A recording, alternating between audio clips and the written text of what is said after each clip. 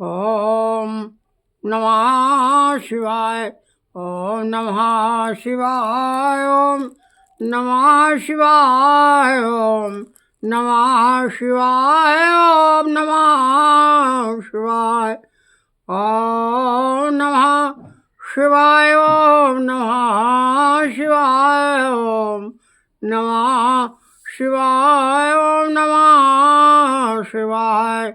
ओम नमः शिवाय। ओम नमः शिवाय। ओम नमः शिवाय। ओम नमः शिवाय। श्री कृष्ण गोविंद मोहन मुरारी, हे नाथ नारायण वासुदेवा। श्री कृष्ण गोविंद मोहन मुरारी, हे नाथ नारायण वासुदेवा। श्री राम जय राम जय जय राम। श्री राम जय राम जय जय राम। श्री राम जय राम जय जय राम। श्री राम जय राम जय जय राम। कौशल्या के प्यारे राम, दशरथ राज दुलारे राम। श्री राम जय राम जय जय राम।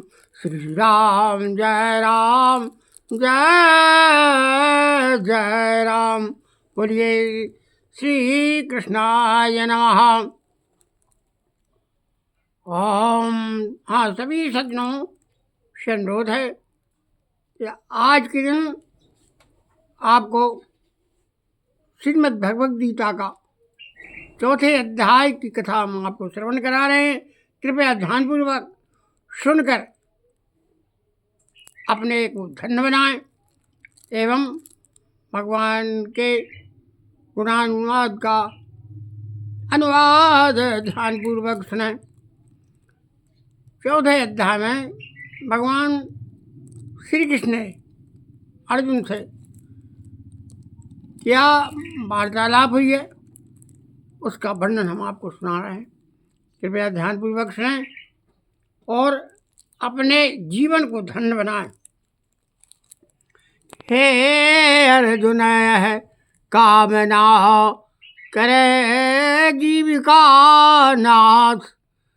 हे अर्जुन, यह कामना करे जीविका नाथ। और जिनको निशिवासर रहे धन लेने की आस। जोड़ जोड़ कर लक्ष्मी धरे तिजोरी बीच। ओए तामस नर जानिए वही जगत में नीच। ओए ऐसा नर संसार में यश रक्षक नहीं पाए। ऐसा नर संसार में यश सतक्रम नहीं पाए। जब त्यागे इस देह को तुरंत नरक में जाए। इस कारण सब कामना करो मित्र वर दूर। भाव सदा निष्काम हो कर लो युद्ध जरूर। प्रिय श्री राधा कृष्णाय नमः। सीताराम सीताराम सीताराम। राधे श्याम राधे श्याम राधे श्याम। सीताराम सीताराम सीताराम। धन्य भूमि धन पंथ पहारा। जहाँ जहाँ नाथ पाँव तुम धारा। भूमि धन पान से पहारा। भगवान धन्य है आप, जहाँ जहाँ आपकी चरण रज और आपके यहाँ दर्शन होते हैं, धन्य है आपको। भगवान सदैव कल्याण करते। जो भी व्यक्ति, जो भी जीव भगवान की शरण आकर भगवान का स्मरण करता है, उसका कल्याण हो जाता है। कहते हैं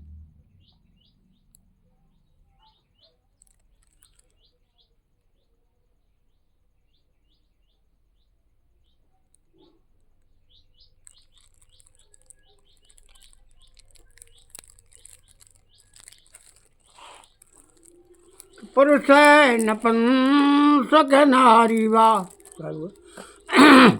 पुरुष नपुंसक नारी वा, जीव चराचर को सर्वभाव भज कपट तजी, मोय परम प्रिय सोय। भगवान क्या कहते हैं?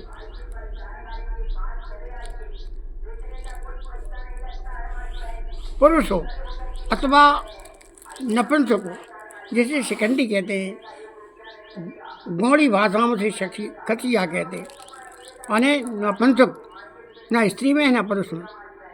पुरुष है नपुंसक नारी वा, स्त्री हो अथवा पुरुष हो। पुरुष नपुंसक नारी वा, जीव चराचर कोई भी जीव हो, पशु हो, पक्षी हो, चिंटी हो, हाथी हो, मनुष्य हो, जीव आत्मा कोई भी हो। पुरुष नपुंसक नारी वा, जीव चराचर कोय सर्व भाव भज कपट तजी, मोह परम प्रिय सोय। सर्व भाव से कपट तज कर जो मुझे भजता है, भगवान कह रहे हैं, तो मुझे परम प्रिय है। इसलिए भैया आपने भगवान का स्मरण करते हुए, उनका भजन करते हुए अपने को धन्य बनाया है। अब आप 4वें अध्याय कथा श्रवण कीजिए, कृपया ध्यान से कथा सुने। और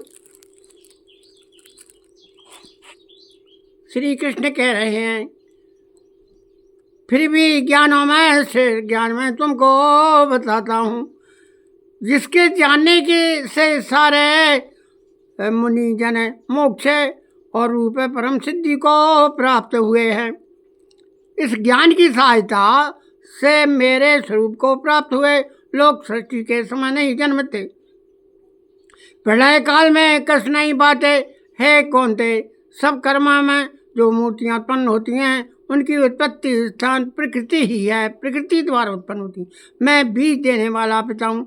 हे महाबाहो, प्रकृति से उत्पन्न सत्व रज और तम तीनों गुण थे मैं रहने वाले निर्विकार आत्मा को जो है बांध लेते हैं। हे नग, इनमें सत्व निर्मल होने के कारण प्रकाश और द्रुपद्रव है।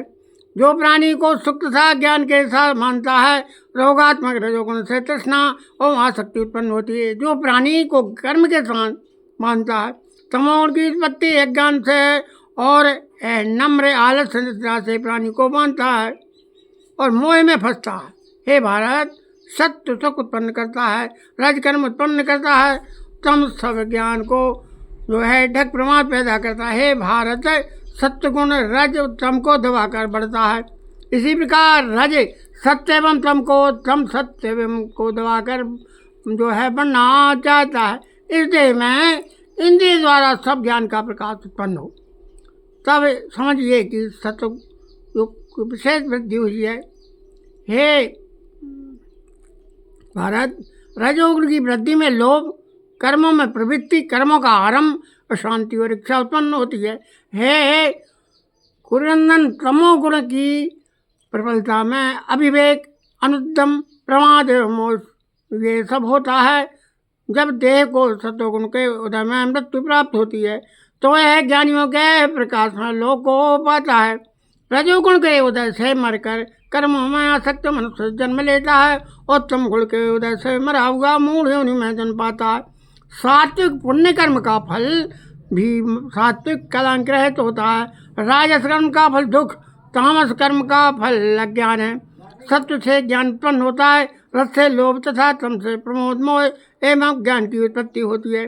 सात्विक पुरुष को उत्तम, राजस को मध्यम और अधम तामसी लोगों को नीच गति प्राप्त होती है। जो देह शरीर में उत्पन्न होने वाले सत्व रज तम तीनों गुणों को जान लेता है और जन्म मृत्यु और बुढ़ापा और रोग से छूटकर मुक्ति को पा लेता है। अर्जुन ने पूछा, है प्रभु कैसे मालूम कि अमुक मनुष्य ने तीनों गुणों को पार किया है, उसका क्या जो है बर्ताव है, किन उपायों से यह तीनों गुणों को त्यागता है। हे पांडुनंदन, प्रकाश वृत्ति होने में उसकी इच्छा न करे, उदासीन मत के समान जिसको सुख दुख समान है और गुणों के कर्म होते ही रहते हैं, यह जानकर जो निश्चिंत रहता है, कभी विचल नहीं होता, जिसको सुख दुख मिट्टी पत्थर तथा सुवर्ण प्रिय और अप्रिय निंदा में स्थिति समान है। आए समझ, जिससे सारी चीज़ें समान हैं।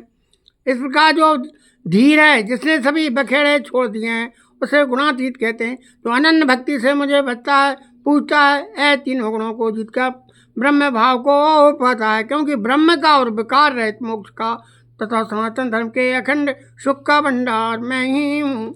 सब त्याग कर भगवान का स्मरण करे, तीनों गुणों से परे हो जाए। बोलिए श्री कृष्ण भगवान की जय।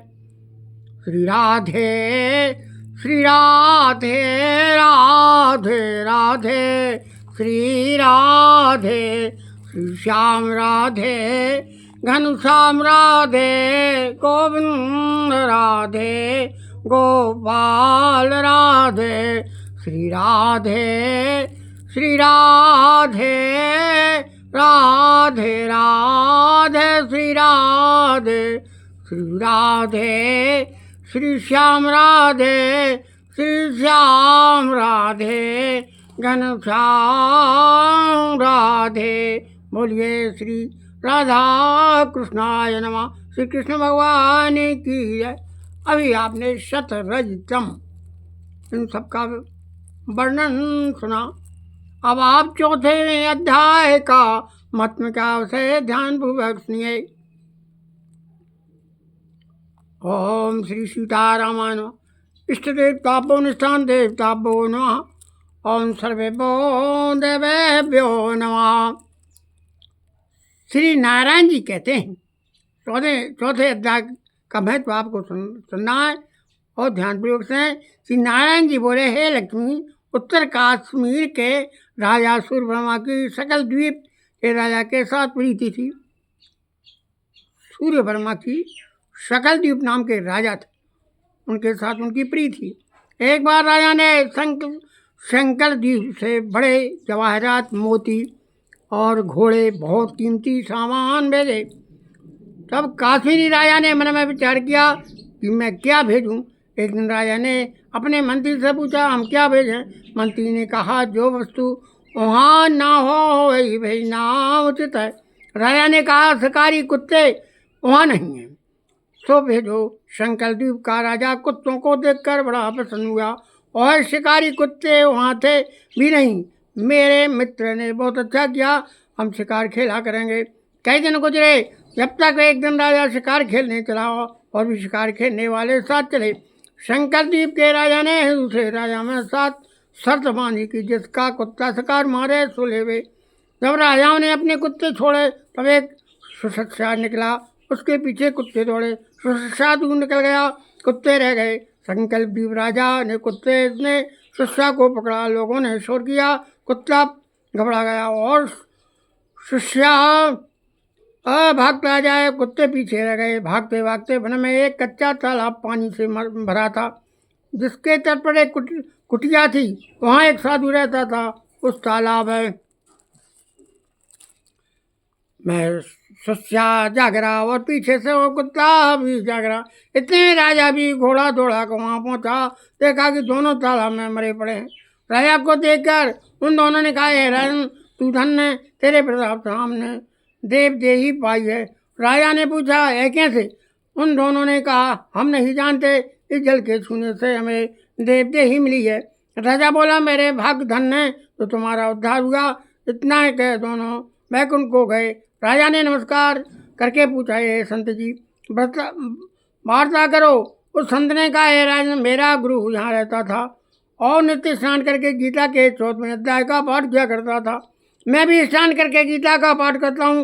राजा ने कहा, धन्यो संत जी, आपके प्रताप से ऐसी योनि उनका उद्धार हुआ है।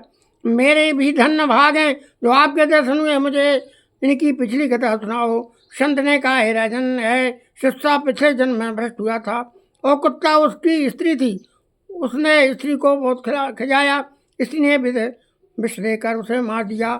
जब दोनों पाकर यमलोक को गए तब धर्मराज ने हुक्म दिया कि इसको शिष्या का जन्म दे।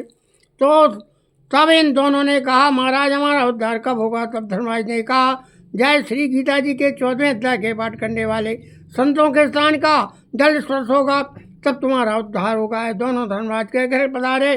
तब राजा नमस्कार करके अपने घर आया और वो अपने पंडित जी से नित्यपति सीता जी के 14वें अध्याय का पाठ सुनने लगा। बोलिए श्री कृष्णाय नमः। कृष्ण भगवान की जय। आप 4थे अध्याय का महत्व। जो मनुष्य नित्यपति 4थे अध्याय का पाठ करेगा वो धनदान हो जाएगा, अपने जीवन मुक्त हो जाएगा। सीताराम सीताराम सीताराम सीता